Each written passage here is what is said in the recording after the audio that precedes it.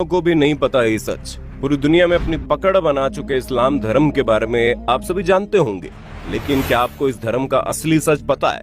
क्या आपको ये मालूम है इस्लाम धर्म में की जाने वाली चीजें आखिर क्यों होती है? क्यों इस्लाम धर्म में लोगों को जलाया नहीं जाता बल्कि दफनाया जाता है? क्यों इस्लाम धर्म के लोग अधिकतर मांस खाते हैं?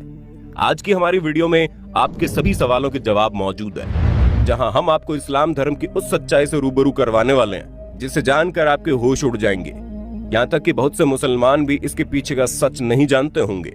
दोस्तों, हम अपनी वीडियो में जो भी बताएंगे वो सारी बातें तर्कपूर्ण होंगी, इसलिए कुछ भी कहने या सोचने से पहले वीडियो को पूरा देखना जरूर। दोस्तों, इस्लाम धर्म का सच जानने के लिए सबसे पहले आपको रामायण के बारे में पता होना चाहिए कि रामायण में सभी राक्षसों का वध किया गया था, लेकिन सिर्फ शूर्पणखा का वध नहीं किया गया था। उसके नाक और कान काटकर उसे छोड़ दिया गया था, जिसके बाद शूर्पणखा अपना चेहरा कपड़े से छुपाकर रहती है। रावण की मृत्यु के बाद शूर्पणखा अपने पति के साथ शुक्राचार्य के पास गई और जंगल में उन्हीं के आश्रम में रहने लगी।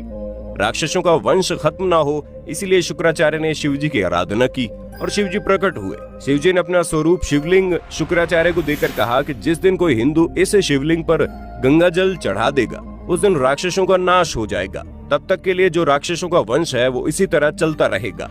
अब शुक्राचार्य चाहते थे कि कोई भी उस शिवलिंग तक ना पहुंचे और राक्षसों का वंश कभी खत्म ना हो, इसलिए शुक्राचार्य ने डर की वजह से शिवलिंग को हिंदुओं से दूर रेगिस्तान में स्थापित कर दिया, जो आज अरब के मक्का मदीना में स्थित है।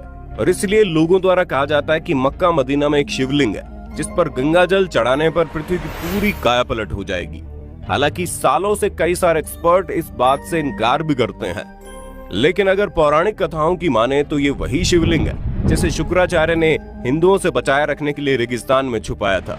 और इसी वजह से कोई भी हिंदू मक्का मदीना के अंदर प्रवेश नहीं कर सकता, क्योंकि अगर किसी हिंदू ने अंदर मौजूद शिवलिंग पर गंगा जल डाल दिया तो शूर्पणखा के वंशजों का विनाश हो जाएगा।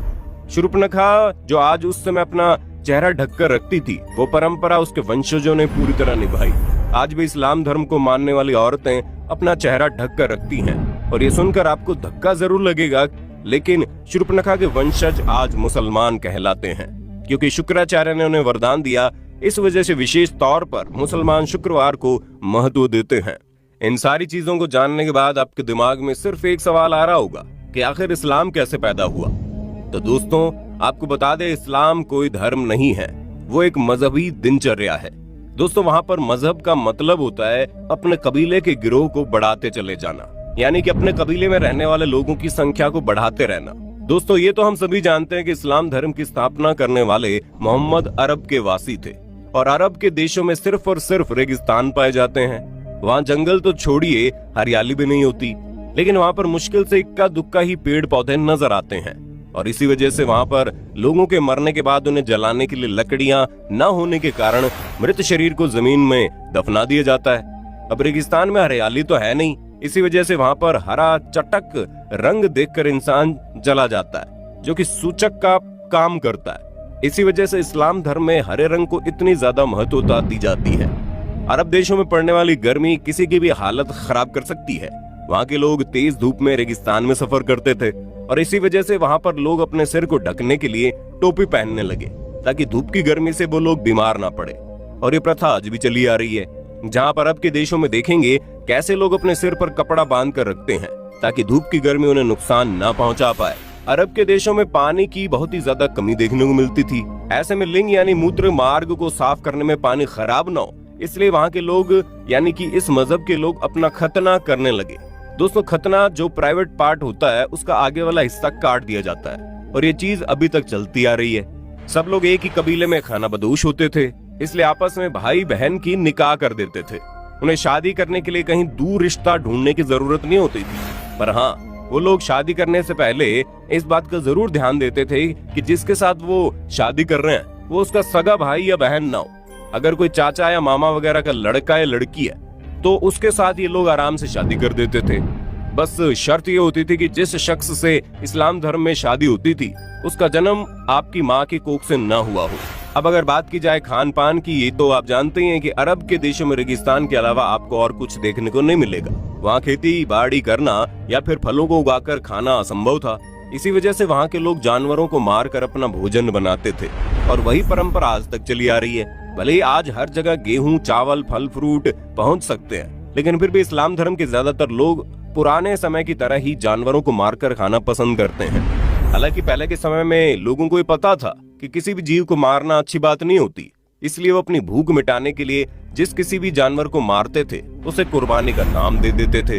और जब जानवर की कुर्बानी की जाती थी तो उस वक्त अल्लाह को याद कर लिया जाता था, ताकि जानवर की मौत का जो पाप है वो उनके सिर पर ना चढ़े। ये चीज धीरे धीरे बढ़ती गई और एक प्रथा में बदल गई, और अब तो इसे दुनिया भर में त्योहार की तरह मनाते हैं, जहाँ जानवरों की कुर्बानी करके लोग उसे खाते हैं। वैसे आज लोग इन सारी चीजों के बारे में नहीं सोचते और किसी भी जानवर को खाने में बिल्कुल भी संकोच नहीं करते।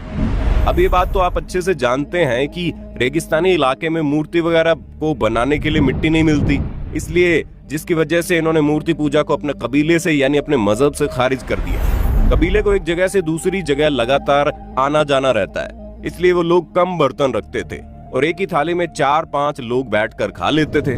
मुसलमानों के कबीलों की संख्या को अधिक से अधिक बढ़ाया जा सके, इसलिए कबीले में एक आदमी को 4 शादियां करने की इजाजत थी। अब अगर इन सारी बातों पर गौर किया जाए तो इससे चीज साफ होती है कि इस्लाम कोई धर्म नहीं है बल्कि एक कबीला है, जिसे सिर्फ जनसंख्या को बढ़ाने के लिए बनाया गया है। और इसके जो नियम है वो उनके सिद्धांत नहीं बल्कि इनकी दिनचर्या है।